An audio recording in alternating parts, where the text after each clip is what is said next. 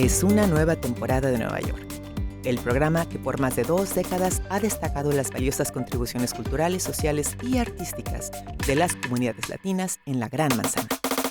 En este episodio iniciamos con la conversación entre Carmen Boullosa y Mario Murillo, profesora en la Escuela de Comunicación Lawrence Herbert de Hofstra University. Periodista, documentalista radial y escritor, Mario ha dedicado su trayectoria a explorar el papel de los medios comunitarios y ciudadanos como herramientas de expresión cultural, participación cívica y justicia social.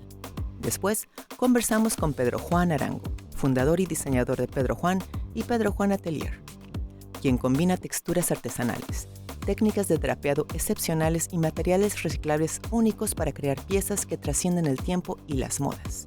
Cerramos con Brian Quijada y Nygel de Robinson, músicos y co-creadores de Mexodus, el musical Off-Broadway, recientemente estrenado con un éxito rotundo, en el Audible Minnetta's Lane Theater. La obra revela una historia poco conocida, la de quienes, escapando de la esclavitud, cruzaron el Río Grande hacia México en busca de la libertad. Y ahora, damos inicio con Carmen Boullosa y Mario Murillo.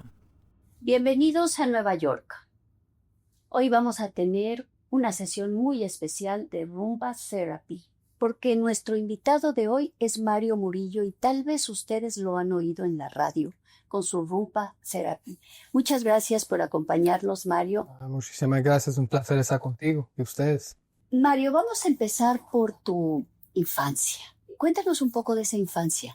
Fue una maravilla y yo estoy y todavía sigo muy feliz que yo tuve esa experiencia de tener esa mezcla de culturas, boricua, colombiano y también estadounidense, está aquí de Nueva York. En mi casa, mi mamá, que descansa en paz, ella era una jíbara, boricua, pero pura, y hasta sus últimas palabras hablaba con ese tono boricua, con el cariño boricua. Y mi papá, típico colombiano del centro del país, pueblito fuera de Bogotá, pero en realidad es como decir Bogotá ahora, Subachoque. Y entonces los dos, eran dos idiomas casi, el español elegante del colombiano o del bogotano, porque los colombianos también del Caribe hablan como mi mamá, o sea, del Caribe, y el español de los boricuas, y era una mezcla de eso todo el tiempo, mezcla de comida. Me encantaba el ajiaco de pollo, con pollo y toda esa vaina, pero para mí lo más rico era la comida puertorriqueña. Por eso Nueva York es tan especial como ciudad, y por eso es importante reconocer que en realidad Nueva York es una ciudad latinoamericana. ¿De qué manera crees que eso forjó tu personalidad de periodismo latino? ¿Crees que en realidad existe un periodismo latino? Claro que sí, hay muchos ejemplos en la historia. Eso no es algo nuevo en términos de, por ejemplo, estoy enseñando ahora sobre la trayectoria del periodismo negro en Estados Unidos y el periodismo latinoamericano también, latino. Es difícil hablar en forma general sobre eso, pero por mayor parte, los latinos, inmigrantes, etcétera, son el otro para los medios masivos comerciales, televisión, prensa, etcétera. Y desde joven yo comencé a ver eso. Mi primer trabajo como reportero hace muchos años, recién graduado de la Universidad de Nueva York, yo estaba ya reportando para un noticiero que se llama 1010 Wins. 1010 Wins es una emisora comercial de noticias y yo a veces hablaba con los editores para proponer informes, reportajes y siempre me mandaban, no, ahí no, vete para cubrir el alcalde o vete a cubrir este incendio que pasó allá en el Bronx. Cosas que no tenían nada que ver, ¿no? Y entonces yo desde joven comencé a pensar que no, entonces la única manera de cubrir la comunidad latina en esos medios era si era algo de criminalidad, algo negativo, ¿no? Y ahora el trabajo que estoy haciendo es repitiendo eso y tratando de representar eso y enseñar eso a los estudiantes, a cómo representar y cubrir las comunidades que por mayor parte están excluidos de la cobertura de los medios masivos. Nos está acercando el mes de la herencia puertorriqueña. ¿Qué papel han tenido y crees que siguen teniendo los puertorriqueños en la defensa de los derechos latinos? Porque, bueno, la situación puertorriqueña es diferente. Sí, es única. Es única. Es chistoso porque cuando yo digo que mi mamá era inmigrante, algunas veces la gente me dice, no, ella es boricua, ella era boricua, ella era ciudadana de Estados Unidos. Pero a pesar de que son y que somos los puertorriqueños ciudadanos, eso no significa que los puertorriqueños no han vivido la discriminación, el racismo, el despojo la violencia. Sí, exacto. Y por eso hay mucha alianza por muchos años en esta ciudad de Nueva York. Ha habido mucha alianza entre los latinos, los boricuas y los afroamericanos. La trayectoria de la música salsa, que hablamos de la salsa, la música que comenzó a surgir en las finales de los 60, comienzos de los 70, era mezcla de judío, negro, latino, cubano, puertorriqueño, etcétera, en el centro urbano de Nueva York. Los periodistas que tú estás formando, que estás preparando para enfrentarse al mundo del periodismo, ¿cuál ves su oportunidad y el reto mayor? Yo creo que el reto mayor es lo que tú dices, los ataques constantes en contra del periodismo. Y entonces mucha gente come en ese cuento, incluyendo jóvenes. Entonces yo creo que el reto más complicado ahora es mantener fe en lo que es el periodismo. Entonces mi desafío en el salón enseñando periodismo es decir, mira, sí, ser influencer es chévere, pero eso no es el periodismo y eso no va a cambiar la sociedad. Pero tengo fe de que las oportunidades que tú preguntaste también en la segunda parte de la pregunta es que hay muchas plataformas ahora para poder practicar el periodismo. Hay una cosa que han hablado hace los últimos 10, 15 años de los desiertos noticiosos. En el mundo de periodismo eso significa que muchos periódicos y medios de comunicación se han cerrado precisamente por la crisis económica de los medios comerciales. Y con eso ahora hay al nivel nacional un montón de municipios y zonas donde no hay periodismo. Y obvio eso tiene un impacto local a nivel del tejido social, etcétera. Y entonces para las comunidades latinas, que son diversas también, es importante tener esos espacios, ¿no? Como Latino USA, que ya surgió hace muchos años. Radio ambulante, hay páginas de web, hay podcasts a la lata que están saliendo ahora. Este programa, por ejemplo, es un ejemplo de la necesidad de mantener esos espacios. Y al margen de las votaciones, ¿cómo ves el inminente futuro de los latinos y los inmigrantes en Nueva York? Para mí es difícil separar Nueva York con el resto del país. Yo he seguido la política por muchos años y yo nunca he visto lo que está pasando. Y yo sé que es muy fácil tirar palabras como fascismo, pero eso es lo que estamos viviendo. Y entonces eso impacta a todos, no solamente los latinos y los inmigrantes. Y sí hay boquetes de resistencia y organización, pero estamos golpeados. Siempre tenemos una pregunta de rigor que espero que en esta ocasión nos sirva para no acabar con un tono tan triste, sobre todo. Sí, yo no quiero ser triste, yo soy una persona feliz, por eso. Y yo prometí rumba.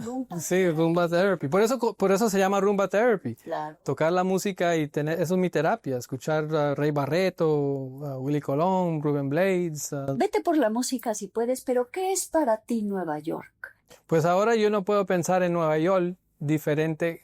Ahora desde escuchar a Bad Bunny cantar la canción de Un verano en Nueva York del Gran Combo y escucharle gritar ¡Nueva York! Yo no puedo pensar en Nueva York sino pensar en esa frase. Pero en realidad yo soy muy orgulloso de ser neoyorquino. O sea que yo digo a la gente, ¿y tú de dónde eres? Yo soy Colón boricua, nacido, criado en Nueva York. Y eso me hace sentir muy feliz. Yo no soy patriota para nada, yo soy muy crítico de este país. Yo sé que me ha dado muchas oportunidades, pero yo sí soy contento y orgulloso de ser de Nueva York. La Gran Manzana, pero yo prefiero el término de que un amigo mío, colega de muchos años en la radio, cuando yo trabajaba en la Radio Pacífica, él era del Caribe, no llamaba Nueva York la Gran Manzana, él lo llamaba el Gran Mango. A mí me gusta eso, el Gran Mango. Realmente me sumo a la política del mango con un gusto enorme y ha sido una alegría a pesar de que hemos hablado de algunos temas muy dolientes que a todos nos tienen abrumados y algo tocados o rotos. Un gusto conversar con Mario Murillo aquí. Este es Nueva York. Yo soy Carmen Boullosa. Hasta la próxima. Sabor clásico con el sonero mayor Mael o Ismael Rivera. You're listening to Rumba Therapy on WIOX Community Radio, live and local in the Catskill Mountains.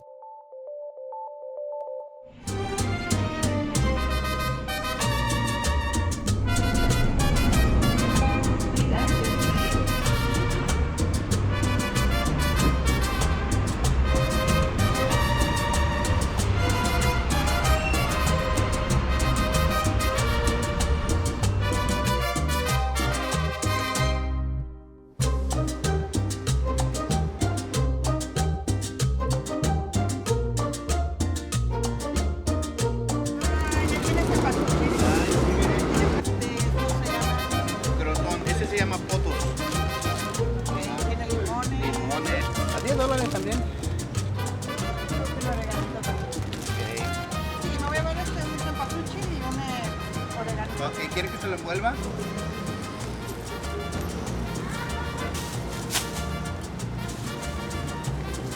Está bien agradable el día hoy, ¿verdad?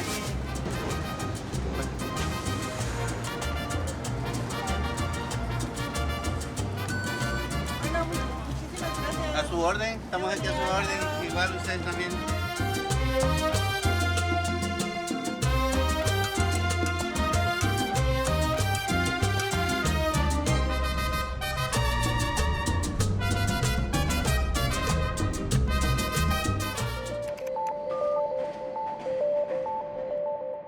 Pedro Juan defiende en sus diseños tanto su herencia latina como su experiencia de inmigrante, al tiempo que rinde homenaje al trabajo de tantos latinos que enriquecen el mundo de la moda en la ciudad y más allá.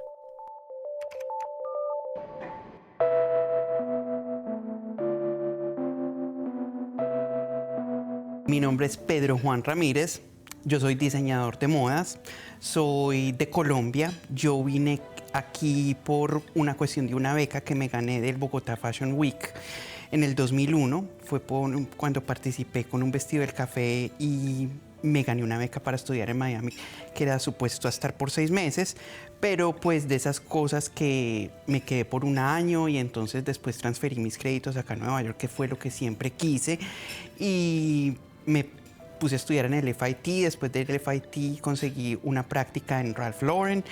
También trabajé en Jill Stewart. Después trabajé como director creativo de una marca de tejidos de punto. Y ya después de eso, yo decidí abrir mi marca y yo la puse Pedro Juan, empezando y experimentando con las telas, como que todo se volvió como a la memoria del drapeado, de la pintura y todo eso, y fue algo muy impresionante. Y ya cuando eso, en el 21, pues ya dijeron, abrámoslos con la Semana de la Moda, pues me acuerdo que la colección se llamaba Opium Garden, Jardín de Opio. Todas las modelos salían enmascaradas y la última modelo al final se quitaba la máscara, que era toda cubierta de la cara, y salía con un corset dorado, y eso pues salió en todas partes, fue un éxito. Yo empecé a sentir ese llamado hacia la moda o esa atracción hacia el diseño de moda, yo creo que desde que tenía yo 7 años, y empecé a ver las revistas, empecé a identificar, y yo dije, esto es lo que yo quiero hacer, yo quiero como hacer una marca que pueda yo expresar como arte, pero que la gente lo use, y no solo que sea solo de ropa, que sea también, que se interprete en los zapatos, en el maquillaje, en todo, que todo muestre un sentido de fuerza. Y en esa era la época que las mujeres estaban ya saliendo a trabajar, entonces era todo pues como súper ejecutivo, súper serio, pero también súper sexy también. Entonces eso yo como que quería ser parte de eso y mostrar algo más. O sea, era la época de las supermodelos y yo decía, no, pues esto hay que mostrarlo de cierta manera. Ya después, cuando ya entendí lo que era el diseño de moda, yo ya quería mostrar mi propio lenguaje, expresar mis puntos de vista sociopolíticos. Sí, también lo usé como herramienta de cuestionamiento hacia muchas cosas, métodos sociales, y eso fue como llegué yo acá. ¿Cómo fue para mí ser diseñador en una sociedad tan conservadora como es de Colombia? Fue en realidad muy difícil. Y yo siempre veía Nueva York y siempre veía, uy, no, cómo la gente vive, esos lofts, los yuppies, los punks, cómo todos pueden vivir juntos en una sociedad tan diversa, porque en Colombia todo el mundo era muy parecido, y los que eran punks eran pues un nicho pues chiquitico que se iban por allá al centro, y uno pues le tocaba, mejor dicho, buscarlos con lupa. Pero eso era lo que yo quería, diversidad, ambiente, como mujeres que salieran a la calle sin miedo a usar tacones, sin ser criticadas. Decir que tengo la fuerza de llegar a ser una jefa y gastarme $2,000 en un abrigo. ¿Por qué no? Los hombres lo han hecho por 1000 años. Se los han gastado allá en fincas, en carros. ¿Por qué no puede ser la época ya para las mujeres? Entonces eso también lo que me impulsó también a venir. Y cuando yo ya vine acá, yo estaba fascinado. A mí siempre me ha fascinado Nueva York, pero es una ciudad intimidante. Y es una ciudad que uno aprende a querer y a odiar al mismo tiempo, porque hay veces que el estrés que vive es impresionante, pero otras cosas que uno tiene, la diversidad de la cultura. Ayer, por ejemplo, el aprender el arte, por ejemplo, el entrar a un apartamento y ver, por ejemplo, que tienen cosas de Rothko, de Andy Warhol. Esas cosas son todas que yo he sido muy sensible y que he aprendido a valorar con el tiempo. Yo diría que la parte más dura es esa, la parte económica. Lo que yo también estoy tratando de crear es una conciencia de un nuevo consumidor, de que las cosas no solo se tengan que usar solo una vez para un red carpet y ya, sino que se puedan usar para diferentes ocasiones. Tener unas 5 o 4 prendas, pero que sean de calidad y que sepan que son hechas a mano por una persona local de acá de Nueva York y que están ayudando también a los inmigrantes latinos, que en este momento son los que me están haciendo a mí la ropa. Mi posición en cuanto a las cuestiones migratorias de Estados Unidos en el nuevo gobierno son muy claras y yo me mantengo muy firme apoyando a la comunidad latina. No hay ninguna manera de que tengan que amedrentar a nuestra comunidad, que la estén deportando como si estuviéramos en la Segunda Guerra Mundial o algo así y llevándonos a unos campos, la cosa más horrible. Eso me parece lo más arbitrario y cruel. Y me parece que la manera que yo estoy pensando es apoyar a los latinos, siempre lo he tenido claro, apoyar a mi comunidad y apoyar a la gente que me ha ayudado a crecer, empleando a la gente latina desde que empecé. O sea, son gente que yo le debo también todo. Mi costurera lleva conmigo desde que yo estaba en Liquid Knits o en Polo y todo eso. Entonces es gente como que ya hemos construido un equipo desde hace mucho tiempo y ellos los que traen o los que me recomiendan es gente que tiene que ver con ellos y de todo. El punto de resistencia y lo que yo aporto como latino a Nueva York, yo diría que sería el folclore. Desde el principio yo me inspiraba en cosas autóctonas colombianas.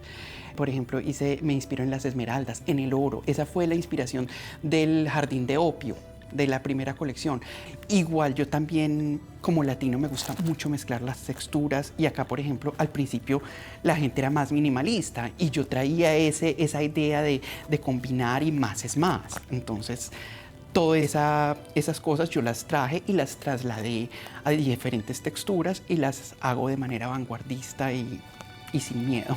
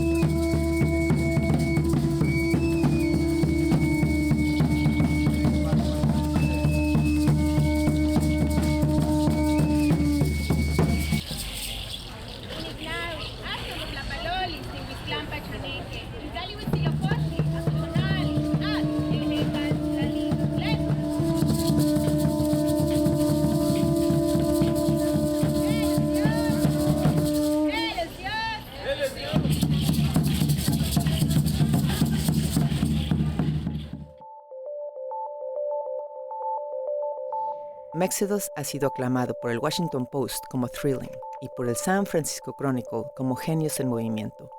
Este innovador musical sigue a un buscador de libertad y a un aliado inesperado que forjan un lazo extraordinario que trasciende fronteras.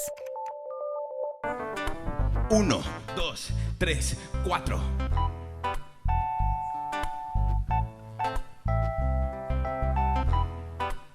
I like it. You know what the song needs though? Yo me llamo Brian Quijada, soy el co-creador de Mexodus y también soy el personaje de Carlos en la obra. We are two bodies in America whose stories span a country's history that no one's heard about. Kept out of our minds because they were kept from history class. So today we're going to guide you through our story from the past. Of the Underground Railroad that led south. Our story will pass down by word of mouth. Oh! Mexodus es la historia de una parte de historia que no hemos oído mucho, de esclavos que se escaparon de la parte sur de los Estados Unidos y se fueron a México a encontrar libertad y ciudadanía con la ayuda de mexicanos. You see, in 1821, Mexico won independence from the colonizers of Spain, whose language they injected into indigenous tribes. Contado por dos personas con estilos de hip hop, gospel, boleros mexicanos, la música de nuestras culturas. Why does the bird in the cage still have hope? Why does the bird in the cage sing his highest notes? Why does the bird in the cage have a song today? Because today is the day that he might be libre. I am Nygel D. Robinson, and I'm the co-creator and performer in Mexodus. I met Brian in 2020 at an actor-musician conference in February. He immediately invited me to a studio apartment. So I was like, yo, I came up with this thing a long time ago. It's like, take those shackles off my hands, oh Lord, I'm free. He was like, wait, can you record that? He recorded that, and then like a month later, he sends me like the blueprint of the first song. Take those shackles off my hands, oh Lord, I'm free. Wow, wow. But take that noose from around my neck, no stopping me. Take those shackles off my hands, oh Lord, I'm free. Este tema de cuando México aceptaba a esta gente a tratar de ayudarlos a conseguir su libertad, no sabía para nada. O sea, yo soy mexicana y nací en México y eso no, bueno, no fui a la escuela en México, pero no lo enseñan aquí ni allá, me imagino, y es una historia definitivamente que la gente debería de saber, y más que nada como latina. Oh, my dear Lord, give us a freedom, spare your pity, we don't need it like, oh, my dear Lord, have mercy on the proud. Go ahead and stare at us. We are two bodies in America. El interés para contar la historia fue que era una historia de la frontera. Mucho de mi trabajo anterior es de la frontera, tratando de darle tributo a mis papás, que no querían que yo me metiera a la industria de teatro. Pero para mí es mi pasión a tratar de hablar de la política y sobre inmigración. So this is the scenario. You see, in 1821, Mexico won independence from the colonizers of Spain, whose language they injected into indigenous tribes, and within they brought all types of European investing to testing their new model of civilization onto a nation that didn't need it. But 300 years later, the Spaniards were defeated. Lo que me interesó es no solo eso, que es esta historia, pero también un tiempo en historia que no hablamos mucho de afroamericanos y latinos trabajando juntos. Life and liberty was vital to the cause, but what gave them pause was major financial loss. The need to make money, money, make money, money, money, make money, money, make money, money, money. Greed leads to many a war on earth. Death over make-believe lions in the dirt. History has a habit of repeating itself over and over again, especially when we don't learn from what happened. So the parallels are giant between 1851 and 2025. We realize like the only thing different is that no one's in chains.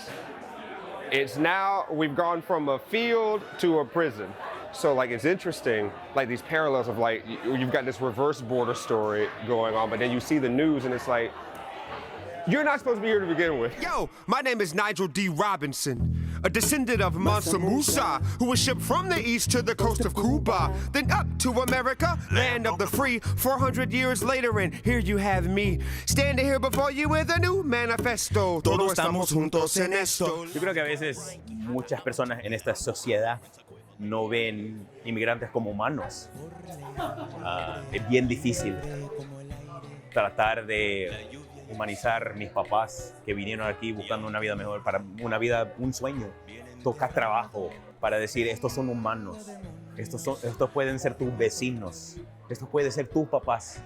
Entonces, cuando pones este inmigrante en un cuerpo diferente de lo que ahora en 2025 vemos un inmigrante, pues si lo ponemos en un cuerpo afroamericano y dices, este es un inmigrante que cruzó esa misma frontera para el otro lado, quizás lo ve diferente. Tengo derecho a mi libertad y así viviré libre.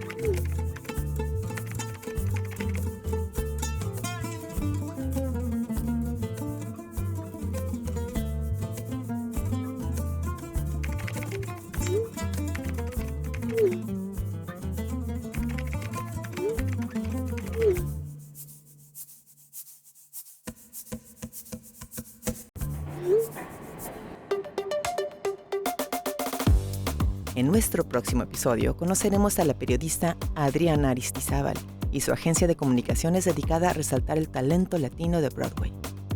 y a la artista newyorrican Barbara Hare, y mucho más.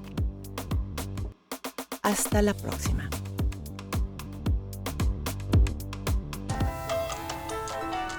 No te olvides de descargar la app de CUNY TV gratis y descubre historias humanas en profundidad con Nueva York.